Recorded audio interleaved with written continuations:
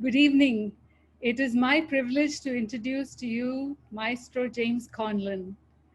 James Conlon is one of the most versatile and respected conductors today in the classical music world.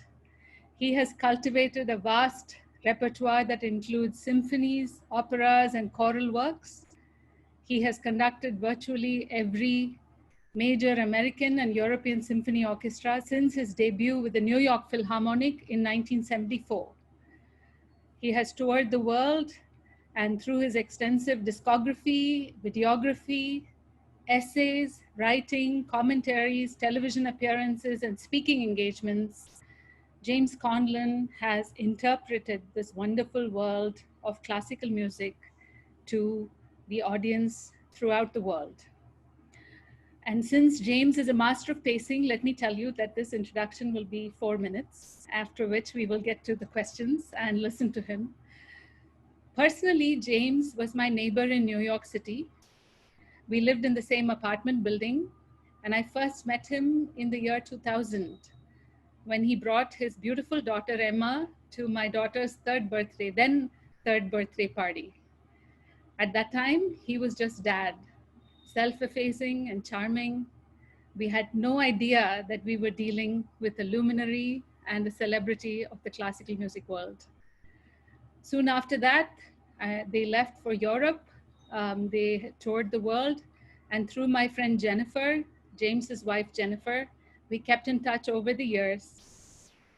Recently, Jennifer wrote to me and sent me some links of James's podcasts for the LA Opera.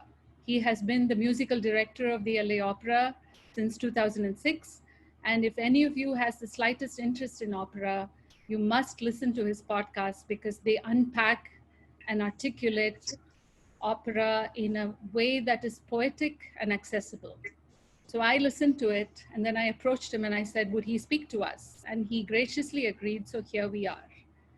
The last thing I want to say is about India's link to opera. On the face of it, India has no opera, or so it would seem. But opera, as any lover of opera knows, speaks to the language of the heart. It speaks in metaphor. It draws out myths from all over the world and connects it with the human heart. So in that sense, opera is universal, but India's link is very specific. I read recently, isn't opera the kind where somebody says, I'm dying, I'm going to die, I'm going to die, I'm going to die, and 5 minutes later they die? Well, that's what happens in Bollywood films of yesteryear. We dance around trees, we proclaim our love through music. So in that sense, Indians are primed for opera. In the classical sense, every state in India has forms of art that include performance that goes back to what James has referred to in his podcast about as Greek opera. For example, in Kerala, there is a form called Chakyar Kuthu, where gods are summoned on stage and the performance continues over 29 nights. And David Schulman has written a wonderful essay about how the gods, the universe is summoned and dismantled over 29 nights. So yes, India and Indians have a link to opera that we don't know about. And that is the point of this conversation. So with that, we will post links to James's podcasts at the end of this session. And I would like to invite James to speak about opera by asking the most cliched question of all, since this is called Opera 101, and for Indians, and you have a wide spectrum here, what are some things that are beloved to you and that would be accessible to Indians to listen to, James? Well, first of all, let me start by thanking you so much for having me. This is a big experience for me. To my shame and disappointment, I have never been to India. And this is my first way of communicating directly with anybody in your great country and your great culture. And our cultures are very different. And I have the feeling that you know more about our culture than we in Europe and certainly in the United States know about yours. And so I perhaps am no exception to the situation with my compatriots. It's that's that way. But uh, I'm happy that I've been able to pass my life communicating through the language that I love the most, which is music. And I tonight I think, or yeah, but tonight we're going to speak about opera. Um, but half of my life is in what we call absolute music, which is music without text, classical music.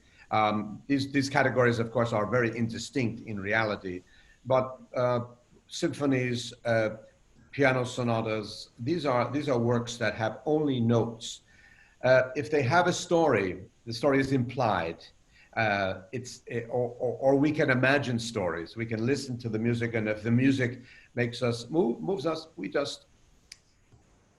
can go where our minds lead us. Opera is different because it's a form of theater, and there is a text and there is a story, and so the music and the text are meant to be in a type of dynamic marriage. They can agree with each other, they can disagree with each other, they can play off of each other, but it is a dramatic experience. And so, as you just mentioned, opera is where usually it's the soprano, the woman who says, "I'm going to die, I'm dying," and then somebody else says, "Well, don't die," and then she says, "I die." And you said 5 minutes. Shoba, well, sometimes that's 10 minutes and sometimes it's 15 minutes. And this is one of the bizarre characteristics that some people find very, very funny. Why should somebody dying? Because we have in our melodramas, somebody's always dying because it's de rigueur. It's necessary, you must die. If it's a melodrama, somebody must die, and it usually is the soprano, it's usually the woman. In the comedies, nobody may die. That's a very important rule. So there's a story, and it usually ends with somebody dying and singing high notes while they're doing, singing at the top of their lungs. This people find at first bizarre, and I can understand that. But I think the first thing I'd like to draw your attention to is that the singing is not a realistic expression. We do sing in life, but we don't talk to each other by singing. And so how loudly or how high in the register of the voice one is singing is an expression of emotion, not a realistic reproduction of how people talk.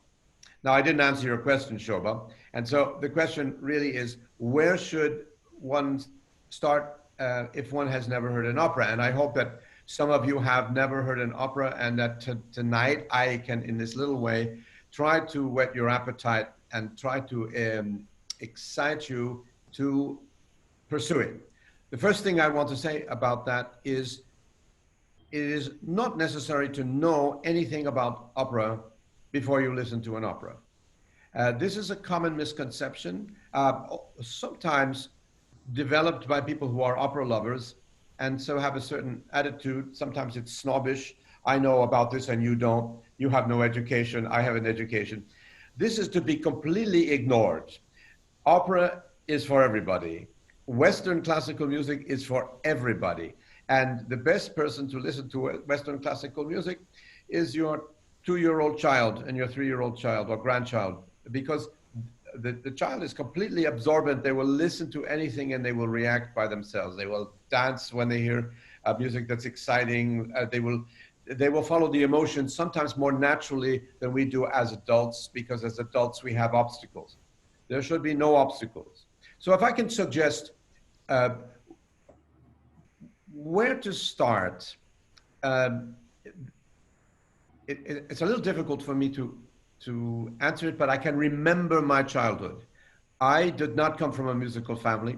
I went to the opera for a very odd reason, because my best friend invited me and said, you can sit in the front row because my mother is the director of this opera, and you can sit with me. Will you come? And I said, well, yes. And I saw La Traviata of Verdi.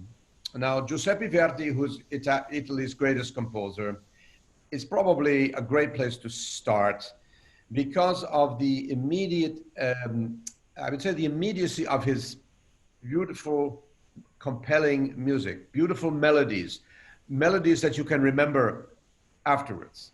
And also because he's a deeply human composer. La Traviata happens to be one of the most popular operas in the world.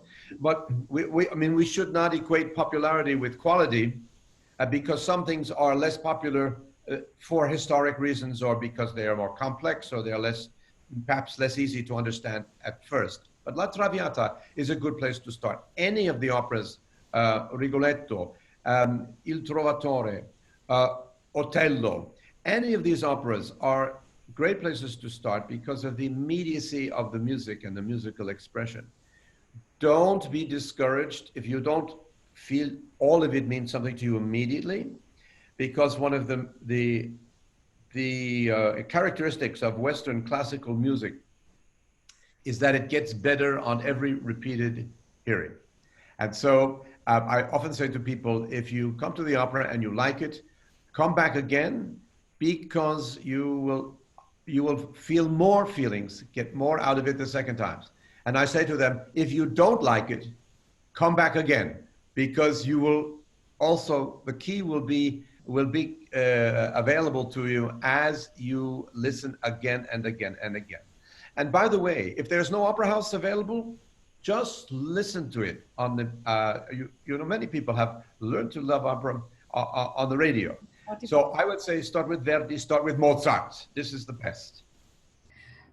James, in preparation to talking to you, I did a survey and got, why does every European person say, listen to La Bohème as a starting point? Or why do they talk, and I don't know if I'm pronouncing it right, Janáček as a starting point?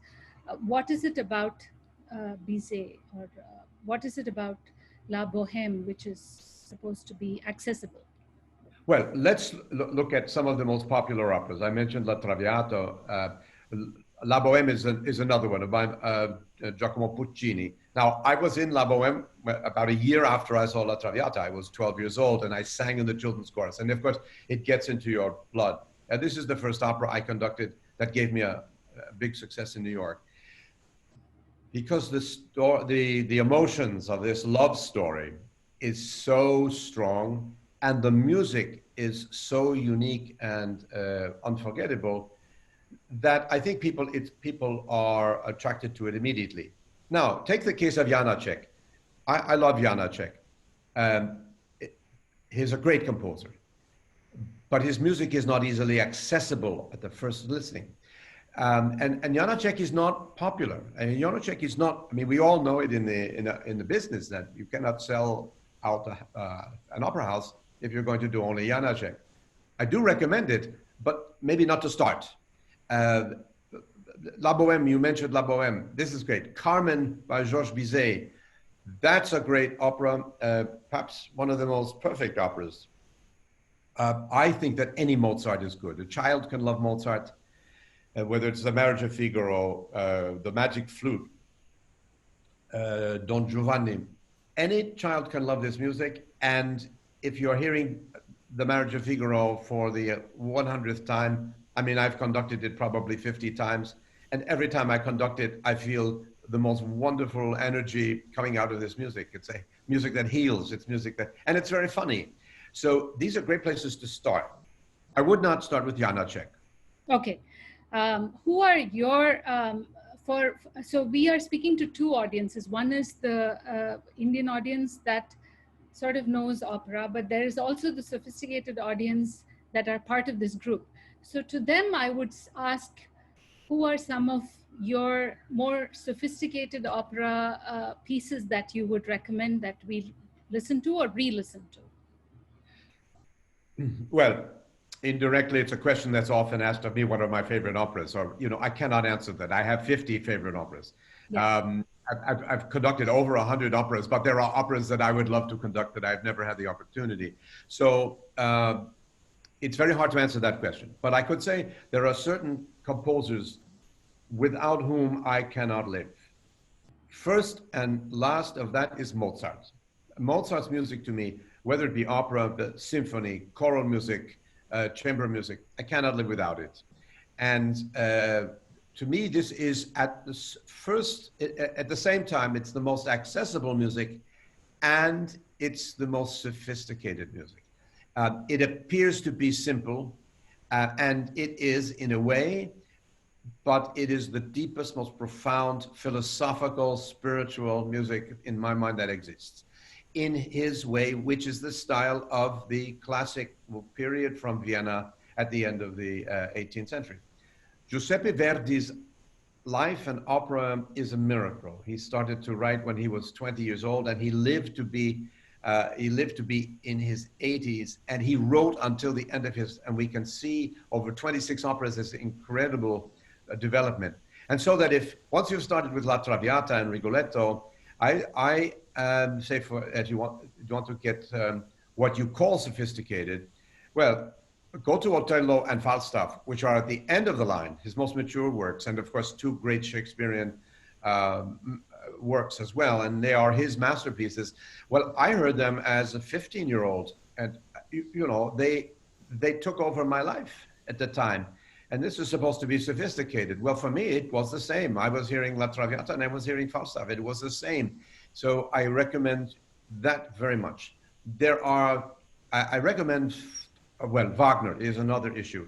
There are people who like it, there are people who don't like it.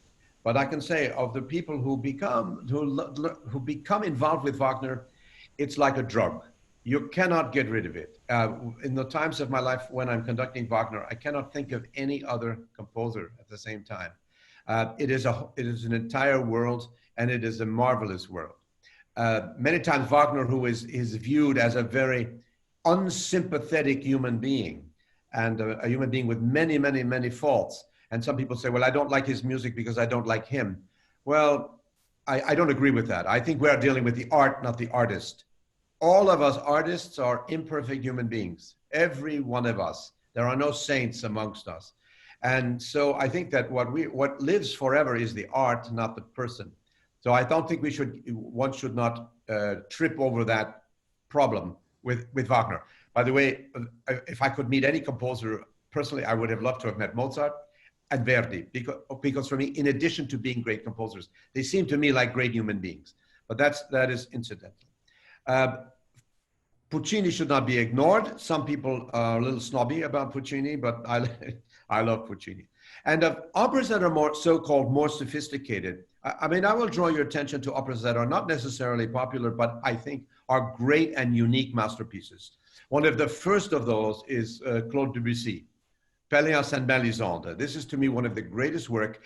It's in certain ways a very dark, meditative, slow-moving work, but if you get past the surface, you'll see that it is a domestic drama with the same story. There's a young woman, a young man, and an older man, and both of the men are in love with the woman, and she is in love with one of them and not the other. And that is the story of many operas. It's also the story of Pelléas and Mélisande. And I would not ignore the Russian operas, especially in my mind, Mussorgsky and Tchaikovsky. Mussorgsky are historical operas, Boris Godunov, Havanchina. These are masterpieces. Wasn't that the first you conducted, Boris Godunov?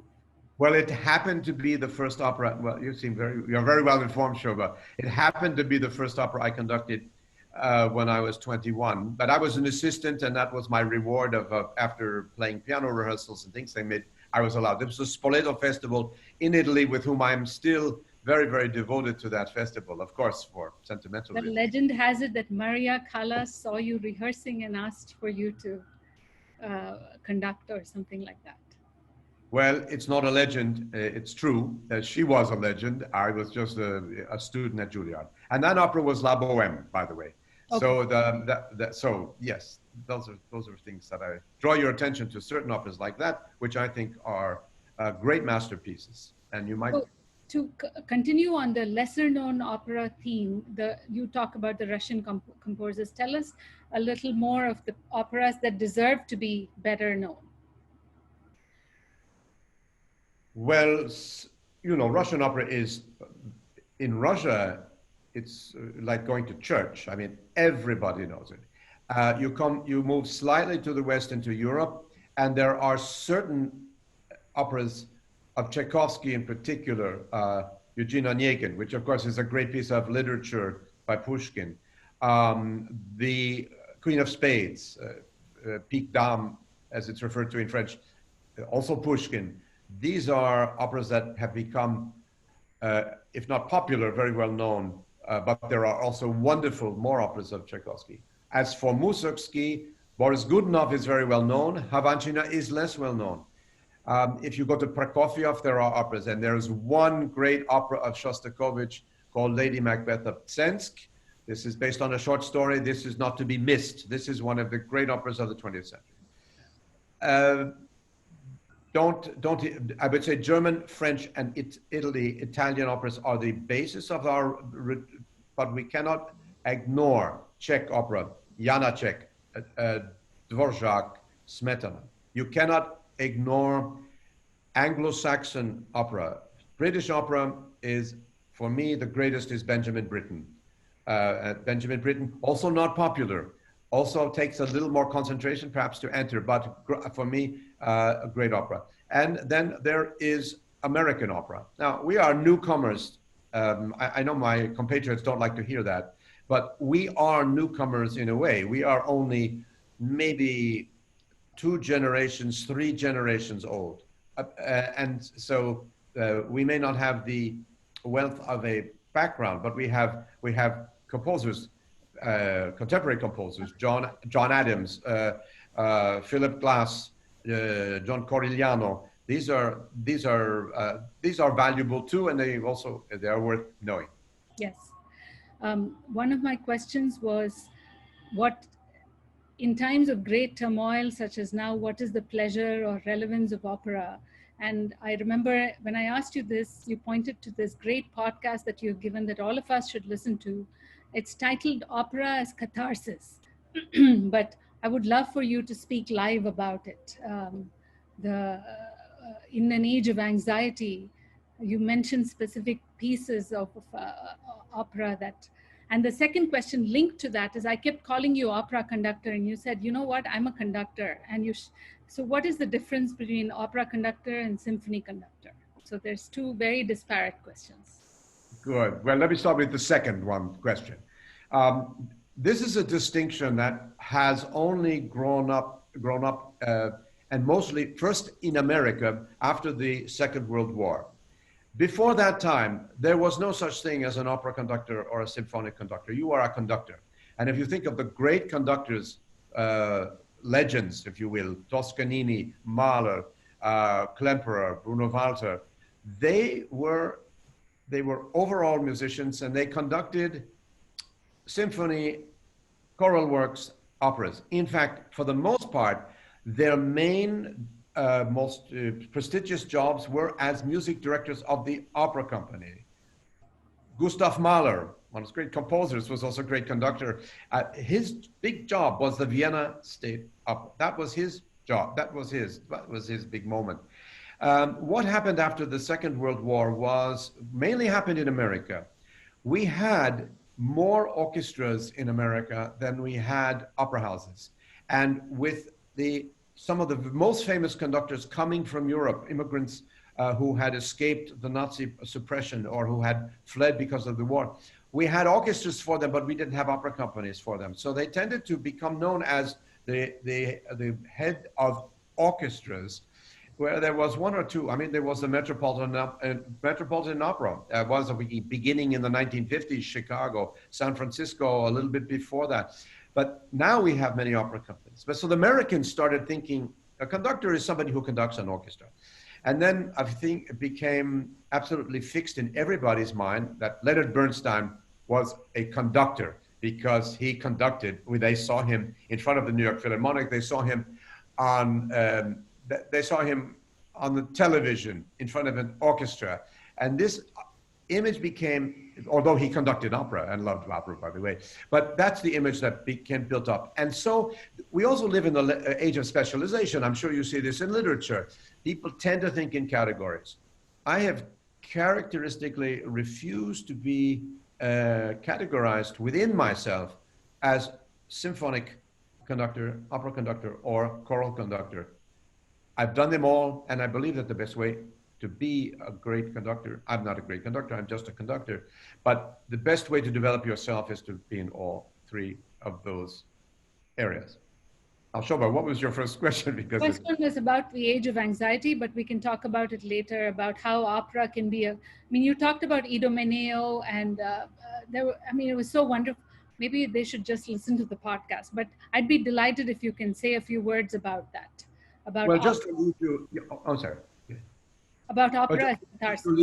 lead you in that direction. Of course, I love it if you listen to the podcast. Uh, Idomeneo is an opera, a great opera by Mozart, but it's not a popular opera. So you see, the two things are not the same. Uh, what I was trying to I was trying to make the point that was very early on in the COVID crisis, because people were saying, well, what can you do to help us? And I said, somebody asked me, well, would you make a podcast about something that's very light and makes us feel better? And I said, well, I think it's much more important at this time that we face our feelings about COVID virus. I don't say embrace them, but we recognize them and we live with them and we don't deny them. And so, how is music helpful to that? And the way that helpful is music to that is that by hearing the deep emotions and the moments of tragedy, moments of exaltation, music of great love, music of loss, music has so many facets that we see our feelings reflected, and we feel, I should say, we feel our feelings, and these feelings are verified. And the feeling, I will say personally, I have the feeling that anything that I have felt in life, either negative or positive, happy or sad, has been already seen and expressed by great composers. I'm sure you have the same feeling in literature. You read, I don't know, anything from Dostoevsky to anything. Milton. All of these great feelings have been felt, and we participate in that great spectrum of feelings. And so, in a time of anxiety, I am consoled by the fact that humanity has faced crises for all of its existence. And there have been great things that have happened in civilization, and there have been terrible things that have happened in civilization. But when we listen to this great music from other ages, from other times, we see that we are all a part of a whole. And I think that is the great thing about when I say it's catharsis. I purposefully did not choose music that was happy, light, entertaining, because I wanted to make the opposite point. We don't have to become distracted from COVID. Yes, we can distract ourselves, and that's also important. But basically, we have to face it, live through it, and find the meaning in ourselves. And I think that classical music is a very strong way and a very great companion. I listen to music, or I play music in my house every day. Some people say, well, how is it not to conduct? Well, it's an interesting experience.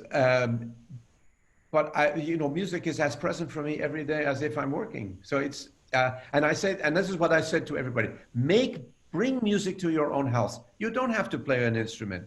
You just turn on. Now you turn on your computer. In the old days, we had to say, well, turn on your radio. Turn on your computer. There's more music than you can possibly live to listen to in 9 lives. So it's there every day for you. It's there for your children. It's there for your parents. It's there for your friends. It's there for all of us. And so that's what I want to encourage people to do, to make music more a part of their lives at the time of COVID, because we need that kind of companionship. Yeah. The question I want to ask you after my remark is, how has being a conductor helped you in daily life? But to me, after listening to your podcast, it was opera is the opposite of TikTok. And I don't know if you are familiar with TikTok, James, but it's the 15-second version that our kids listen to.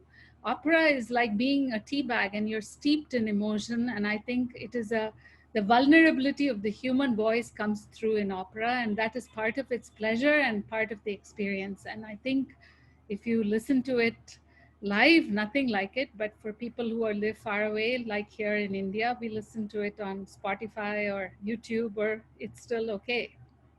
Um, Well, I'm sorry. Yeah. yeah, I was saying that, but that said, I think your point is well made that music should be part of your life, and opera can bring solace and healing in a time of uncertainty. But I want to ask you, as a conductor, how it has, how being a conductor helps you with being a husband of Jennifer and a parent to Emma and Louisa. And, in MBA school, they ask this. How do you, as a leader and a CEO, how do you transcribe that to your daily life? So that's the same question. How But has, I think that question should be asked of Jennifer and Louisa and Emma because, it's a complicated life with certainly with a father who has traveled so much and been away from home and, a lot of the time. In fact, this COVID time has become an opportunity for me to be with Emma every day and every night for dinner. She said to me, this has never happened to us. She's 23. You know exactly how old she is. She's yes. 23 years old. Never been a time where I was at home every day, every night, and that we were all together and had dinner together. It's wonderful. So there are good things that come because of COVID as well. I think that being a conductor, this is, of course, the outer extension of it's my function, it's my work, and it's my passion. But my passion is music. It's not conducting. The passion is music. Conducting is my instrument. And so that I use that.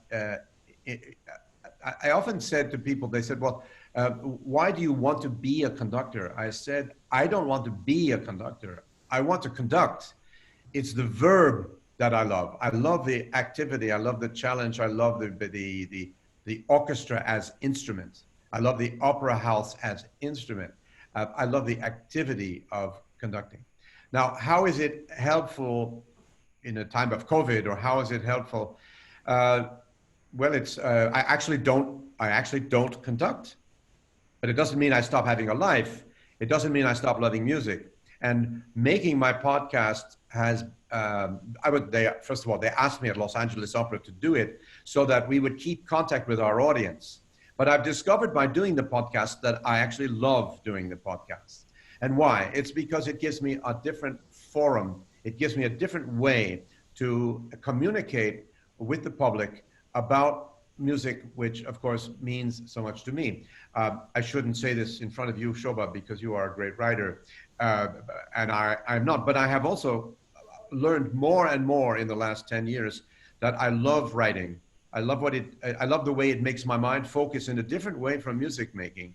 And so I write mostly short essays, 2 or 3 pages. And for the most part, I write about music, or I write about opera. It's easier to write about opera than to write about what we call absolute music, because music, it's said that music starts where words stop. It's very hard to reduce music to words. It is easier to reduce operatic music to words because there is a drama, there is a text, there is historical context. But I have come to enjoy writing as well. And of course, I have to write my podcasts before I give them. So I admire you, Shobha, and I envy you too, because it's a wonderful life to write. So let me push you just a little bit, James. What does it take to be a good conductor? Unpack it for somebody who has never conducted or has no idea. So you have to have a good year, I guess. You have to work with, I don't know, 32 musicians. How many are there? And unpack what it means to do what you do. Well, there can be an orchestra. You can conduct a work with 6 people. You can conduct a work with 100 people or 120 people. So it's not the size of the work; it's the complexity of the more importance of the words, of the text, and the connection to notes. So I think I read this in Plato once upon a time. There was a discussion about. You should discuss what makes a good harness for a domestic animal, and everyone discussed, well, who should you ask? And you said the one who makes it, the one who sees it, the one who puts it on. Then their funny answer was, "You should ask the animal." You know? So in a way, I mean, the persons to ask are those who play in orchestras who play with conductors. I would hate to know what everybody is saying about me because, you know, of course, you are a leader and therefore everyone has an opinion, positive, negative, about what you're doing. And so it is with the public. I think I like to think about, well, what is my function when I'm there? I think my first function is as an artist. And I think that my function is to communicate the piece of music to an audience through my instrument. Now, a pianist sits down at the pianist and plays the piano in order to, in my opinion, take a composition that was written by another person in another time, in another country, and see the universality in it and to communicate that universality through the medium of one's fingers on an instrument. The violinist, same. You have a violin and you draw your bow and you put your fingers with your left hand on the board and it creates. But I don't think of myself as the composer. I think that my role is much less important. My role is as a vehicle for the composition. It's a conduit for the musical, emotional, and spiritual content of the work. So why is that different with a conductor? Because you're not actually playing an instrument. You are playing, if you want, a group of human beings, all of whom are talented and can play their instruments. And so I prefer to work by collaboration, which is to say, I hope to inspire everyone to do their best. And I try to, I am not an authoritarian because I find that you can, if you impose your entire personality or try to, you block the natural source of the creativity and the genius, if it were, of every human being who is playing music with you. So my first job, I feel, is to get out of the way, like a doctor, the Hippocratic Oath. First, do no harm. Get out of the way of the music. And that is where I have to talk about ego. The ego of the conductor, I feel, should allow the conductor to get out of there. Let the music come through you. Now, there are many great musicians and conductors whom I admire their techniques, I admire their ability, I admire many things about them. But when I feel that there is a great ego standing in front of me, standing in front of the audience, or standing in front of an orchestra, I feel, you know, I just don't like watching you. I don't like listening to you because I feel that you are using the music as a vehicle for yourself. And to me, the self is unimportant. The composition and the composer is what is important. Therefore, you are actually getting in the way of the greatest possible force. The greatest force is spiritual. The greatest force is emotional. Get out of its way. And if you ride the back, it's like riding a horse. Get on the back of that horse and it will ride you. It will take you with him. So that's I believe, my function. What is the technical function is terribly complicated, but it's also terribly simple. The first thing the conductor does is the conductor makes the piece start and stop and have pauses and controls the actual tempo, how fast the piece goes, how slowly it goes. That's very fundamental. And why is the conductor necessary? It's only because it's not that other people don't have an opinion about how fast a piece should be. It's because you can't have 100 people expressing their idea of what the tempo is at the same time. You have an incoherent. So the conductor has to be like a center of gravity. It's not that that conductor is right, somebody else is wrong. It's that it's a necessary function to have somebody who connects. And it's then again, not just about how fast or slow, but how to construct a piece so the feelings are go a certain way, or that you allow the feelings to come out naturally. But the conductor has a subtle influence on all of that. What about memory? Do you need to memorize all of them that you are conducting? Great question. And the answer is I happen to have had a good memory, and I inherited this from my father, who, by the way, was not musical. So memory is a separate issue. My teacher once said something to us because he was very much against conducting from memory. He said, memory is not an artistic factor. And I've never forgotten these words because he was very strong about this. And so I think memory is of no importance to the product.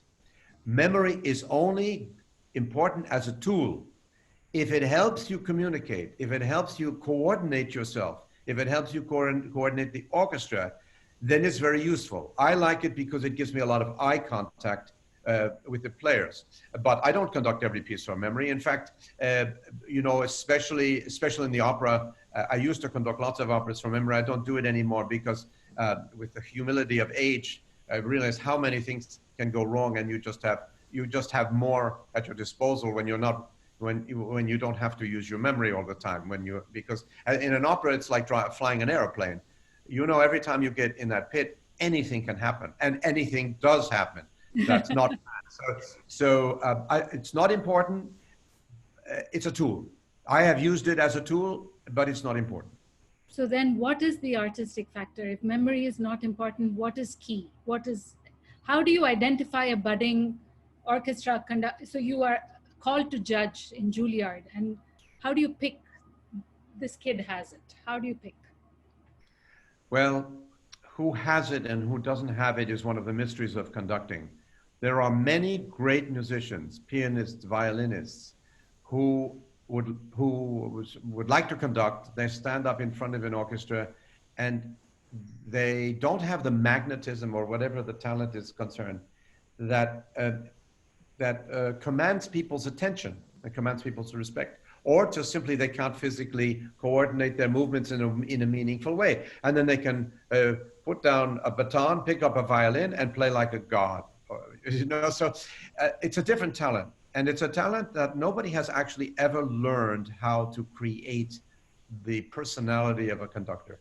It is something that is to some degree inborn. There are many techniques, many ways to say, well, how do you conduct an orchestra? Well, now there are some very important schools of conducting, but there never were. 100 years ago, there were no. Everybody conducted. You learned composition, you learned music, you played an instrument, you coached in the opera house, you were the chorus master, and you became the conductor because you had that special talent. So there is no ingredient. In a certain way, that's a nice thing because it means everybody is special. I mean, every conductor who is successful has something that is a little bit different. Nobody has to learn how to put it in a bottle and to sell it. Who are some people who conduct like you, where you become, I mean, Arturo Toscanini or Leonard Bernstein, you mentioned, who are some conductors you admire that conduct like you, where you become? I'm glad you asked the second question, who do I admire? I don't put myself in that category at all. Of course, there are legendary figures from the past. And those legends began to become real to us in the age of recordings, beginning in the 1920s and then developing over the 30s, the 40s, and into the present. So certainly Toscanini was a looming figure in our consciousness. Now, of course, I was too young. I didn't see him live ever. But we all knew who he was. And because when I started to listen to music, people said, well, you have to listen to Toscanini. So of course he was a first hero. And another hero. If I may interrupt. I think the two models that you have outlined, one is of the stern father, who everybody admires, godlike figure who commands, and your model, which you said is more nurturing, mother, get out of the way.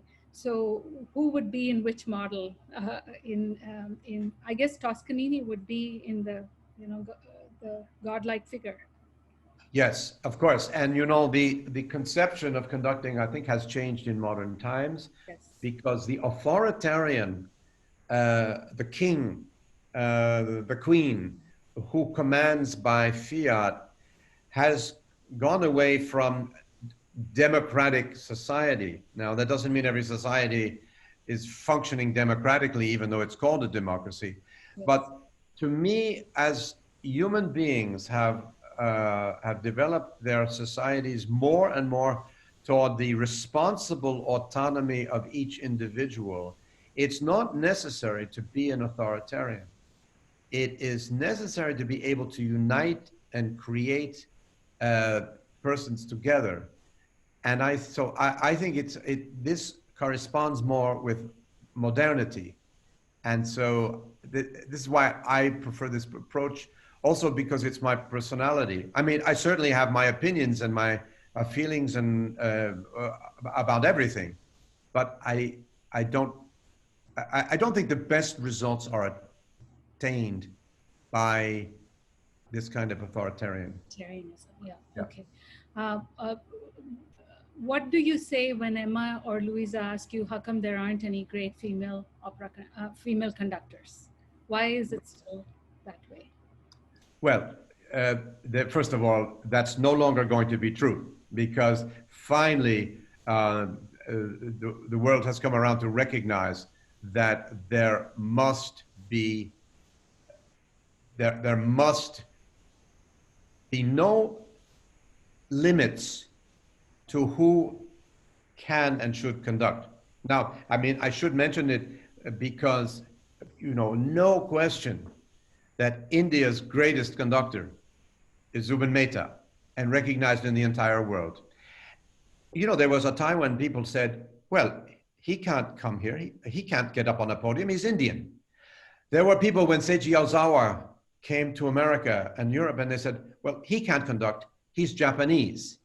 Now, at the other end of that, I mean, Zubin Mehta, after a brilliant career, has shown everybody that is nonsense. And Seiji Ozawa has shown that is nonsense. And by the way, there was a time when it said no, Americans cannot conduct.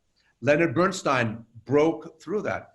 The time has now come that women are going to conduct. And for those who have a problem with it, my answer is get over it. Women are going to conduct, and they should conduct, and that is happening. And it will happen. I mean, in the next generation, you will see I don't know if you will, yes, you will see as many women as men, and that is correct. And that is what, there was a time when it was said women should not play in orchestra. Well, the last orchestra that was all male was the Vienna Philharmonic, and they eventually changed too. I conducted the London Symphony Orchestra in the 1970s. There wasn't a woman in the room.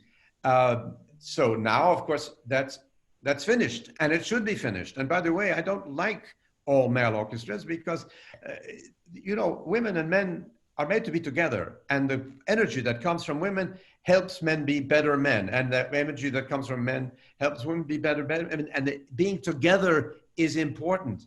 And so I think there's better energy in an orchestra when it's mixed. And of course, all orchestras now are mixed. So the Day of Women Conductors is here, and it will be here forever. And so it's the right moment in history to celebrate that.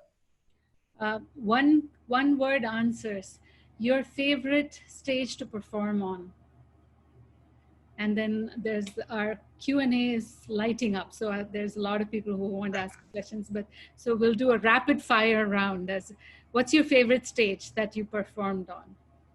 Impossible to answer that, but if you ask me what I think are the most beautiful opera houses, or my favorite opera house in the world, it's the Palais Garnier, l'Opéra in Paris, where I was music director for 9 years. But to me, this building is magic.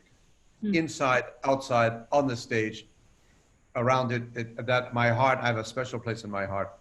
Given that you love Verdi so much, what about La Scala, which is, I've never seen, but it's one on my bucket list. Well, of course, it's a great opera house, and it's the most important opera house, certainly in Italy, and one of the most important in the world historically.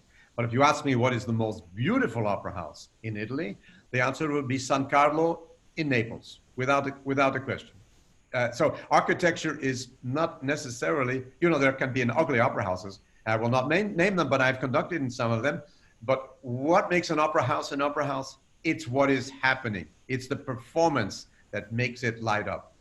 Last two questions before we take the Q&A. How do you compose yourself before the moment when the curtains open? What do you do? Like, do you meditate or deep breathe, or how do you I mean, when 1,000 people are waiting and you have an opera, magnificent Wagner to conduct, how do you compose yourself? Well, in a way, I don't compose myself. Now, you know, Jennifer, my wife, she is a great meditator, and she has tried for years to get me to do it more. And I'm an amateur. I don't meditate before performance. A few hours before the performance, your adrenaline starts to move and your body starts to feel, you know, that the concentration, you're going into the excitement of having to make music, but also it's a question of preparing you for the kind of concentration which is necessary. Uh, you know, while I'm in Los Angeles, I have instituted a pre-performance talk with the audience. So nowadays in this is only Los Angeles, but an hour before the performance, I come and the audience comes to the foyer and I talk for 45 minutes to them, and then 15 minutes they go to their seats. I go backstage and say hello to all of the singers and good luck and all that. I like that one-on-one contact before I start, and then I go into the pit and I start, and that's the way it is. That's Los Angeles, of course, and those talks have become so popular that half the audience is there. I mean, 1,000 people are there at those talks. But that's special to Los Angeles. Normally, the important thing is to try to get everything else out of your mind. Just as I've said, get your ego off the podium. Try, you know, it's one of the challenges, especially when you have responsibilities in an orchestra and house, the people asking questions. You know, what about the schedule? What about next week? I want to have off. Can I have off? You know, all that things distract you. Also, I mean, your family, wonderful. Your family is wonderful, but it's distracting. You know, I mean, can't you do this after the performance? Or why can't you be there on Saturday? You know, so one of the most important things is to get everything out of my mind. Now, can you do that? Well, sort of yes, but really no. But the moment I start, there's no beginning, there's no end. I am in the moment from the beginning of the performance until the end. And then you have that wonderful experience of actually knowing that you are participating in something, you know the road ahead, and you know where it goes, where it leads, where does it build, where does it subside, where is it calm, where is its excitement. And you know your way through that, but you still have to fly the plane through that. You still have to navigate the boat through that. That's very exciting every time. Who are some of the legends? I mean, you've worked with Luciano Pavarotti. Can you say a few words about the legends that we hear about? Well, of course, I started to make a list, but certainly Luciano Pavarotti, Placido Domingo, these are the major giant artists up there. We were talking about tenors. But if I can say, having had the fortune and maybe sometimes the misfortune to have started to conduct very young, why do I say fortune and misfortune? Because, you know, if I would do things, I might do things very differently now at my age from how I did them when I was young. I certainly was exposed, perhaps too young. I wasn't a mature artist, but I was a talented artist. But the great thing that I had is that I had the opportunity to be conducting, making music with the end of the previous generations, and particularly in opera. Now, I never conducted Maria Callas, but I knew Maria Callas. And I knew her, you know, person to person. Of course, I was a very humble young student and she was a great diva. But nevertheless, that personal contact means a lot to me. But then I mentioned people of that, Tito Gobbi, the great baritone Italian poet, Boris Christoph, the great Bulgarian bass. They became like family to me. In fact, to this day, the daughter, Cecilia, Tito Gobbi, is one of my closest friends in Italy. That one-on-one contact with that generation who taught me values that existed at the time. Slava Rostropovich, to me was a major influence on my life. He played with me. He was so generous with me. He kind to me. He asked me to conduct him so many times. I learned so much from him. These are great, great, great experiences. And I had them before. When you say they taught me values, what do you mean by that? What are these values that you value? The values that I saw in that generation was the absolute servitude of the great opera singers and the great conductors, the servitude toward the music. You know, we talk about Callas, the great diva, and Tibaldi, and talk about their egos and talk about all that. But Maria Callas was extremely disciplined and taught us. I mean, we saw her, the way she taught her classes. It was an absolute discipline in how she learned her music, how she performed it, how she thought about it, and the fact that it was, yes, she was a great personality, but no, she was not somebody who ignored the text. She was somebody who served the text. And I saw that with all of them. However big or small their egos were as individuals, that was a common value. And I think that that is a morality that I have kept with me all of my life. I do not believe, and I honestly do not like the fact that show business has invaded the classical music world. And because it's the dominant force of our culture, that the superficial and external values of how somebody looks, how something looks, have taken over our the deep spiritual and emotional intellectual value of music, and I regret that, and I will resist that until my last day. Last two questions before Q&A. Do you think music is universal? Because Indian music is so different from opera, and Chinese music is as well, and they both have very robust traditions. So do you think music is universal? I do.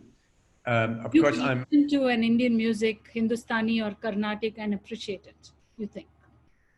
I believe anybody can appreciate and love any music if they are exposed to it on a regular basis. Now, I don't have any regular contact with Indian music, or Chinese music, for instance. These are great traditions, and I don't have much contact with that.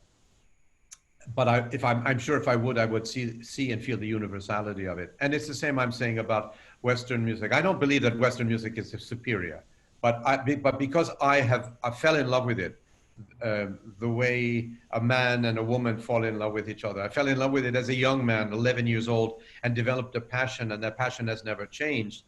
I, of course, have been taken with it, and I feel this passion and the belief in this type of music, and so I participate in it. But I do not believe it is superior to other music, or other cultures. It's just Yeah. different. So that's what I feel it has to.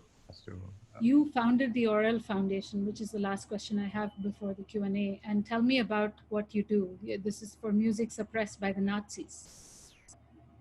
Yes, the Orel Foundation, it's a bad name. We should change it because people write to us and ask us for money. And we have no money. I said, we don't have money, we need money. The Orel Foundation is really our principal portal to the word is our website. And so I'm not advertising anything because I'm not making any money or anything. I am just saying, please come and visit our website, which is called Orel, O-R-E-L, foundation.com. And what it is a source of information about the composers and the music that was suppressed during the years of Nazi Germany. And why is this important? It's because a very important part of our Western cultural music was suppressed, banned, and made to disappear during those years. And in many respects, never had the chance to grow and to become loved by the public and known by the public, still to this day.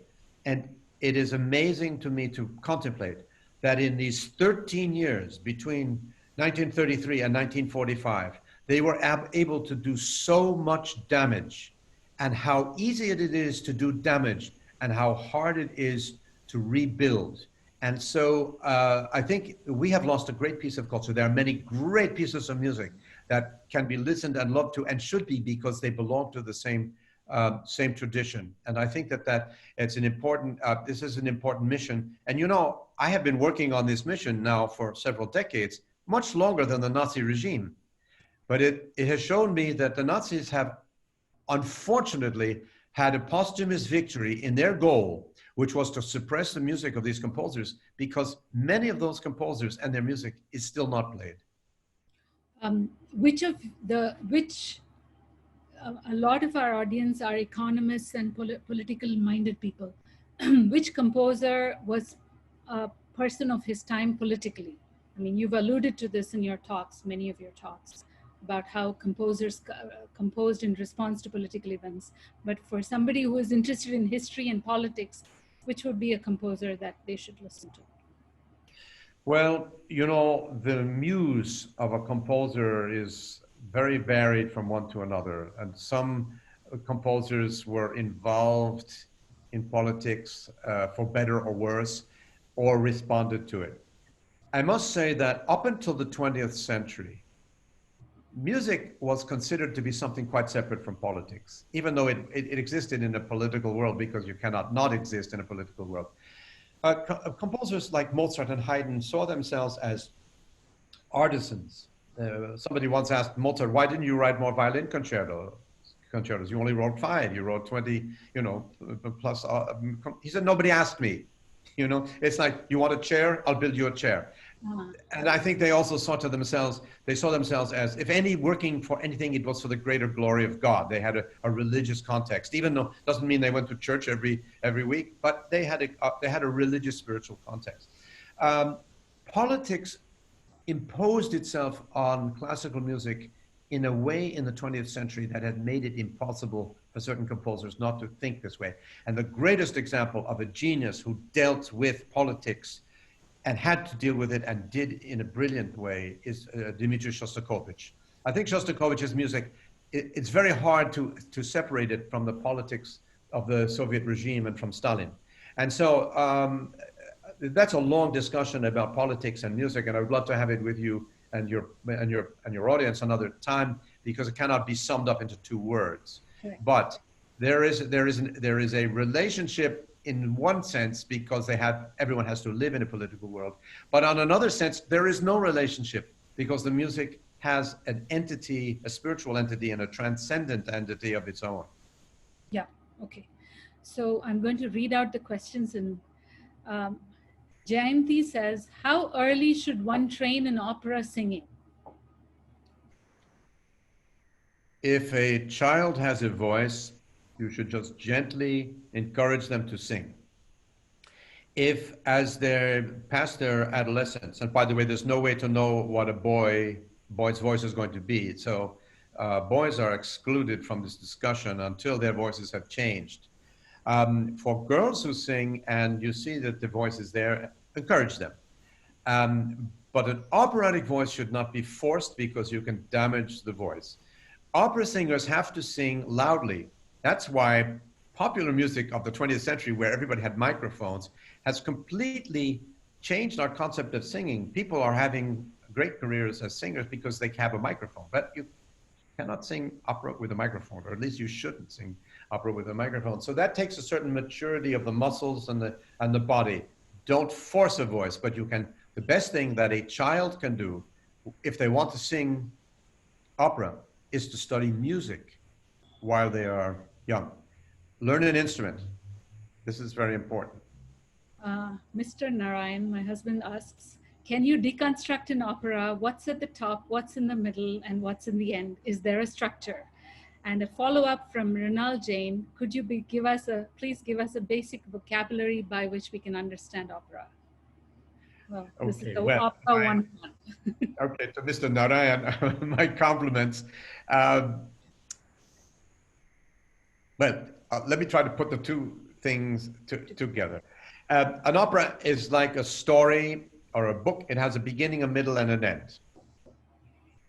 The fascination is to see how is it constructed if you are going to deconstruct it. But you know, as an audience, you should not be deconstructing. You should go, open yourself, relax your spirit, and let it wash over you in whatever way.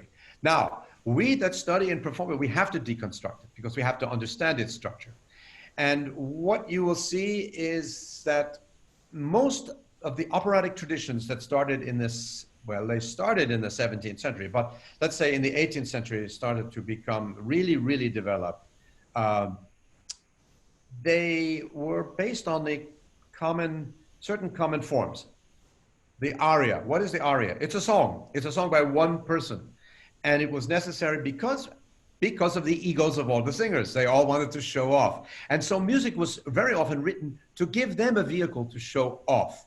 Now, composers gradually began to express their own individuality in the course of history, and it becomes less about giving the singer something to sing, but making the singer submit to their concepts. Now, we had arias, we had duets, we had ensembles, we had choruses.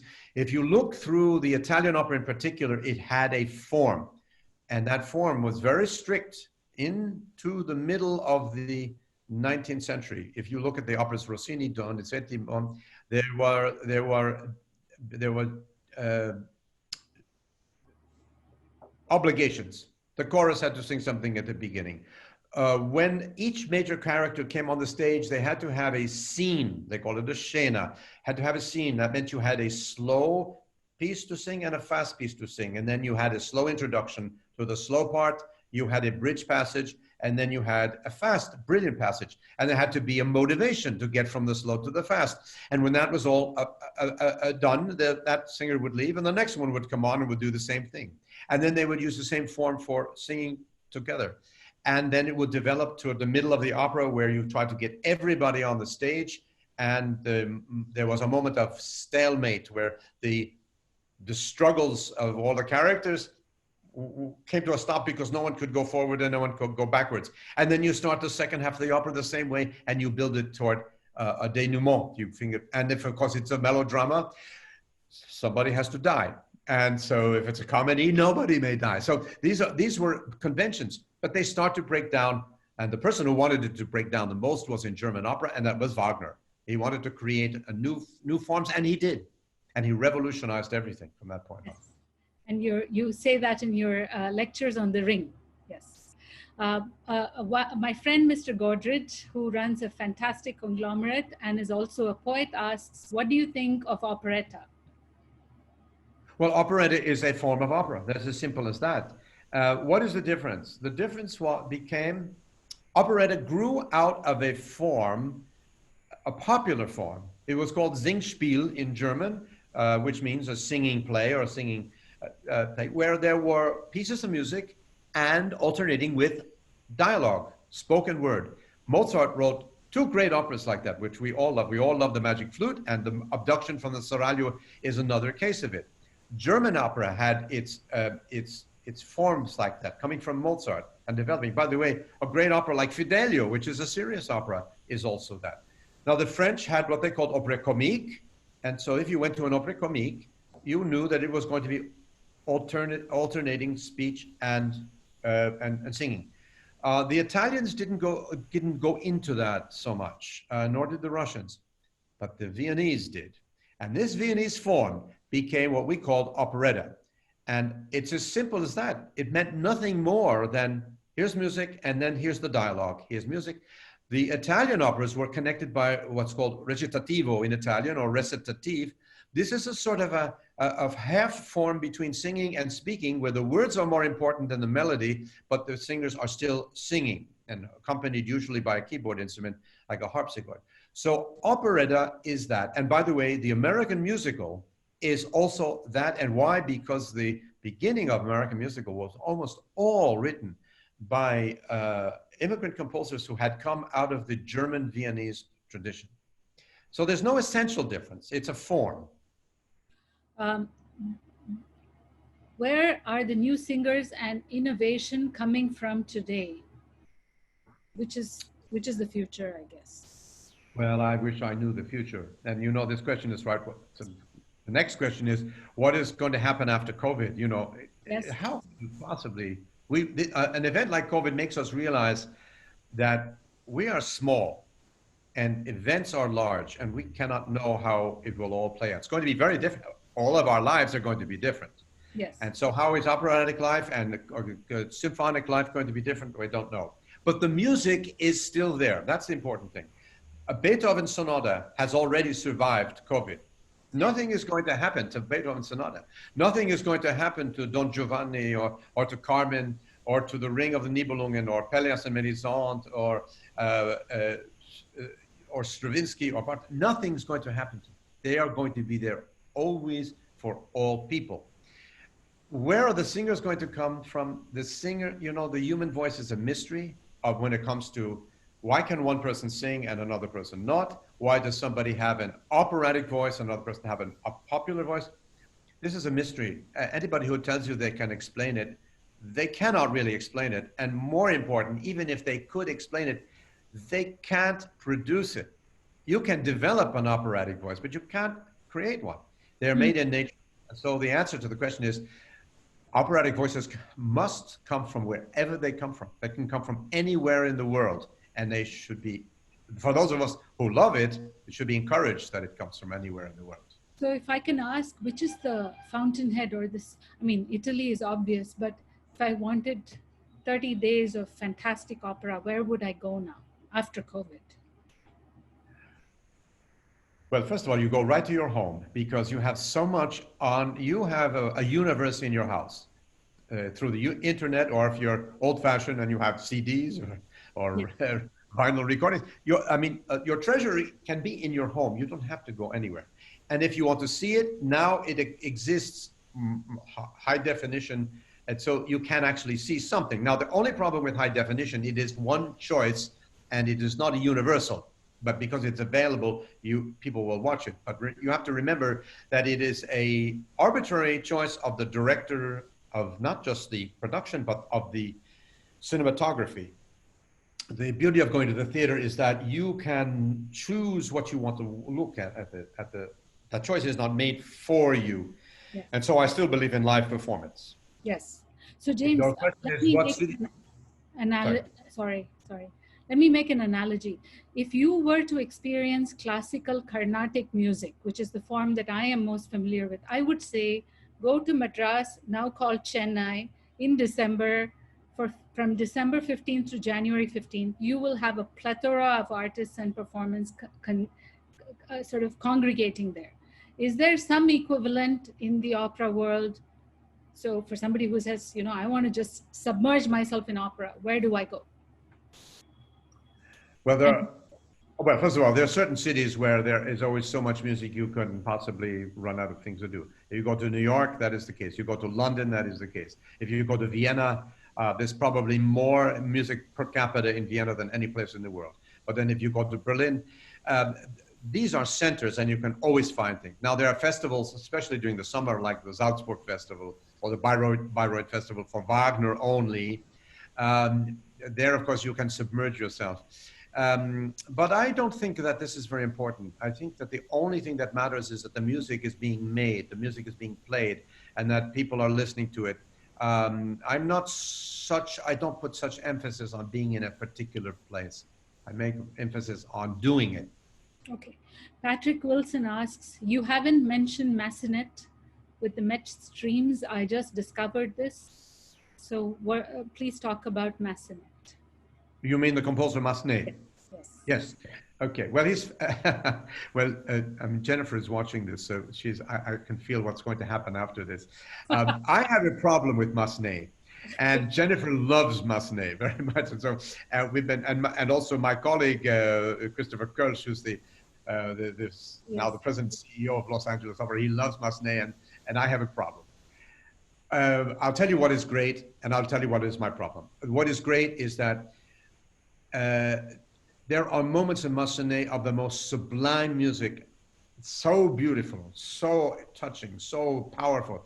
I love those moments. I have a problem with the connections. They are usually 5-act operas because that's the way that French opera was. Well, I should not say that they're not always 5-act operas, but they're long and they are meant to have a lot of variety. And I prefer the music of Massenet when he is very serious and passionate and expressive. I don't like the lighter moments, and sometimes I feel that the connections are less convincing to me. I think I'm going to have a problem as soon as I'm off of this week. Says Jennifer, what are you talking about? You are wrong. And by the way, if I don't love a composer, a classical composer that other people love or other people say, I presume the problem is within me, not within the music. As I can deconstruct for your husband and say, okay, I'm deconstructing Massenet in that way, and that's why I don't care for it as much. But the fact is, I'm probably wrong. Got it. Miss Anant Kumar asks, have you tried to capture any stories of India, even though you haven't been here? Which is part of the larger question we talked about, is which are the operas that have a touch of the East? And we talked about Lakshmi, we talked about, how come those have fallen out of favor, James? So, Well, I don't think they've fallen out of favor.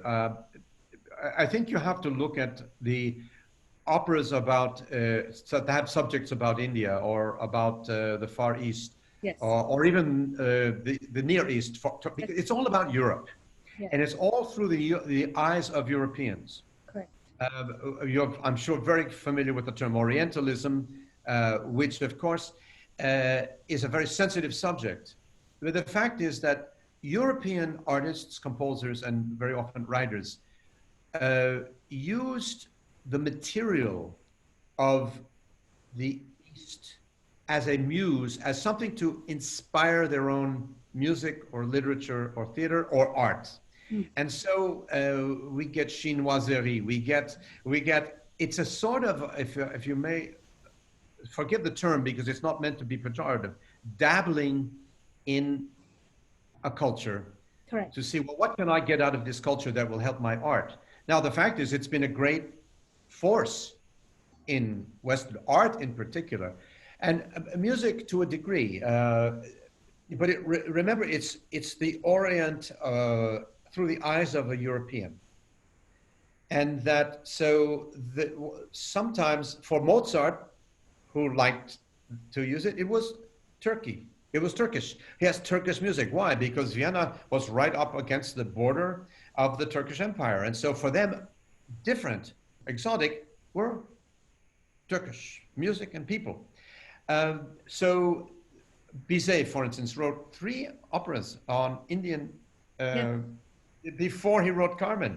King of Why? Lahore, Just because it was different and it inspired him. Now, by the way, Carmen was exotic. It was Orientalism in a different way because, you know, now you get on a plane from Paris and in 1 hour you're in Madrid. But in those days, you had to walk, you had to climb over mountains to get from France to Spain. It was a big deal. We didn't have the kind of contact. And so the languages were even less familiar. And so for Bizet, the fascination of Carmen was because it was Spanish. Debussy, Ravel wrote music about, they were fascinated with Spain. They were fascinated with the north of Africa. Why? Because it was different, but it was just a form of stimulating their own artistic impulse.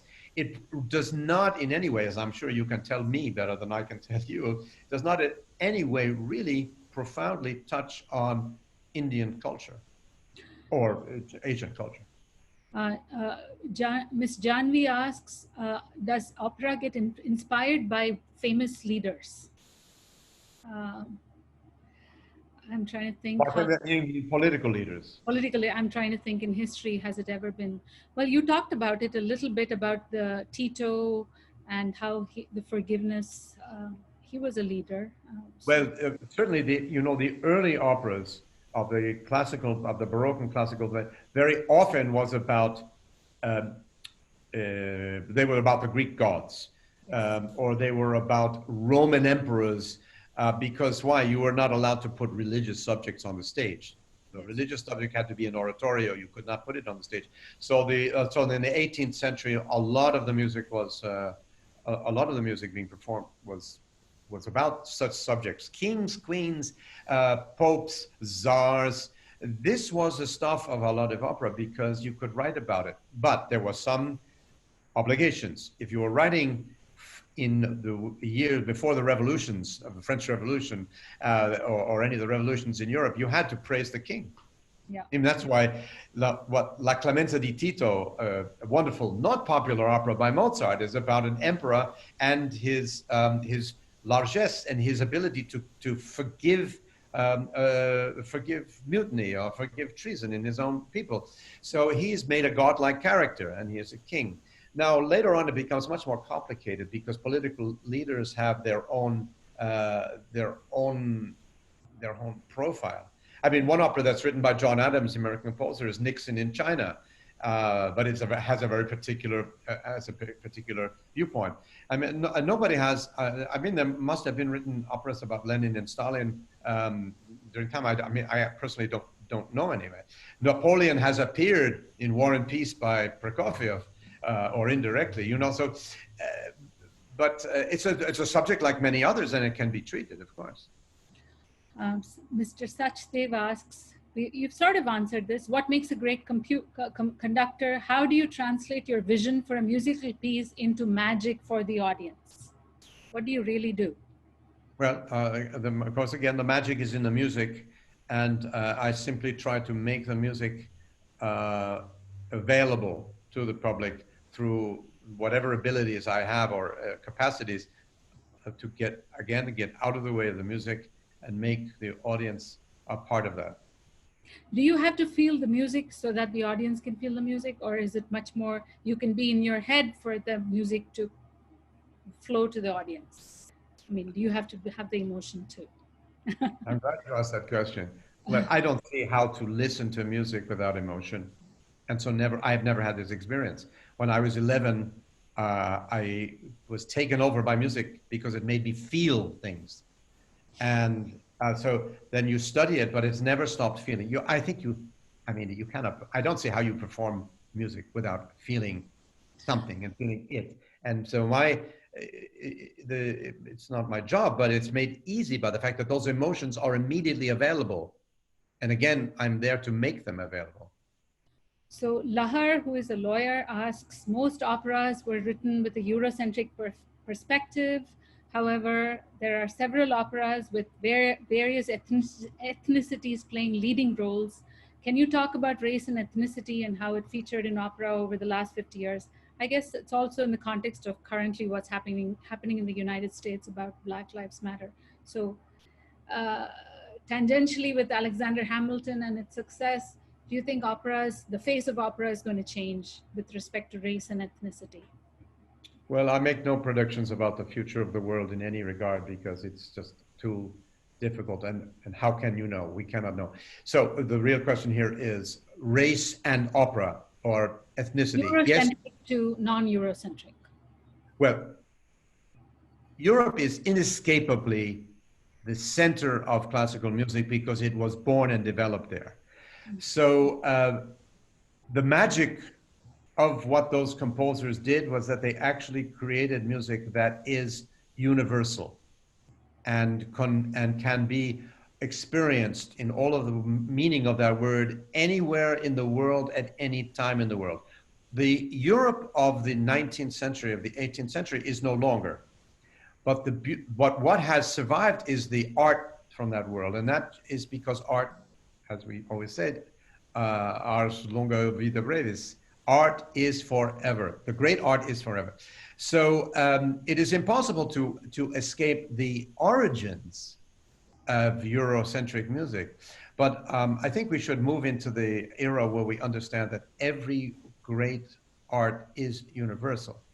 And how will that affect? Well, the subject matter of race and nations. Well, you know, Verdi writes about the ancient the ancient Hebrews in Nabucco. Saint-Saëns in Samson et Dalila talks, does the same. Take biblical subjects. But racism is an unfortunate part of humanity, very unfortunate.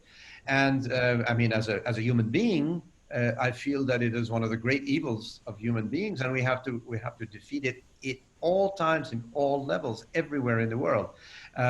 Black Lives Matter is overdue in America. We have a terrible history of how we were formed with slavery, and we have stolen people from Africa and made them into slaves. This is the great original sin of the United States. And we are guilty of this, and I am, of course, as many people are now. Of course, I mean, I come from a family where this was recognized, and my father was active in civil rights in the 1950s and 60s. But this has to be corrected. How will that happen? What will happen with classical music? I don't know. I can't say. But certainly, the subject of racism will be treated, I believe, in operatic life. Yes. Lakshmi asks, can you throw light on the artists who write the score for opera and what challenges he or she faces? How do they get the conductor to, how does the conductor deal with the score? For example, do you need to modify, I guess, the libretto and I guess the dance between the writer of the opera versus the composer, which is Well, interesting. yes, you're right to identify a dance or a chemistry. There's a chemistry between text and music. And in history, we have seen composers who have been less or more successful in solving or using words in a special way. Some composers, like Wagner, insisted on writing all of them himself, and that makes another type of art. Uh, what do you do as a conductor? Well, as a conductor, if you're conducting a work that is already complete. You accept the text and you work with the text. If you are participating in the creation of a new opera, there is more give and take because the composer is alive and is present. And I've worked with some great composers in that, and it's surprising sometimes how very great composers are very open to suggestions and saying, well, what do you think of this? What do you think of that? And that's a fascinating process to be a part of that. But again, my job with a contemporary composer is to serve the work. It's always the same. It's no different if it's Bach and Mozart or if it's or if it's a contemporary young person. I am there to serve the work. Vikram says, thank you for a brilliant talk. My favorite performance is Nessun Dorma by Pavarotti, of course. Have you conducted the maestro in Turandot? Stay safe. So who is your favorite? I guess we asked you this. Favorite soprano, favorite tenor? Can't answer. I worked with Luciano Pavarotti on many occasions, and I loved him. Yes. And do I love Nessun Dorma? Yes, but I love Turandot, the whole opera, and more than Turandot, I love 6 or 7 other operas of Puccini. So remember, Nessun Dorma became famous for a reason because it was promoted on, with the Olympics and all of that. But the the rest of Puccini is just as beautiful as Nessun Dorma. So consider that if you like Nessun Dorma, it's an invitation to the rest of it. It should not be the end point. Yeah. We have questions and invitations for you, but I wanted to, since we always start on time and end on time, I wanted you to have the last word, Maestro, about your thoughts of the future or anything you would like to speak on before I give my thank you. Well, that's a big challenge. I would only like to communicate really to everybody that the spiritual beauty of having music as an important part of your life. There's never been a society without music. And so each culture has its own music. Indian music is different from Western music. We should be in the West as open to Indian music as we hope you are, and I think you are, to Western or so-called Western music and culture. Make it a part of your life, and most of all, you have the opportunity to make it a part of your children's life and your grandchildren's life, because I believe there's an ongoing value to classical music, and that all peoples in all times are capable of loving it. There are no barriers. There should be no barriers. There is no such thing as elite music, none. And I want everybody to love it the way I have loved it since I'm 11, and that's a long time ago. And the amazing thing about it is that I love it as much today as I did then. So on that note, I would like to thank you, James, for joining us from Los Angeles and for your work to the classical music world. I think your talk illustrates how universal music is and the themes are. I hope you will come to India someday and speak to us in person. I'm very much hoping to come to India. And of course, the first person I'm going to visit is you. With pleasure. Thank you so much. Thank you, Shola.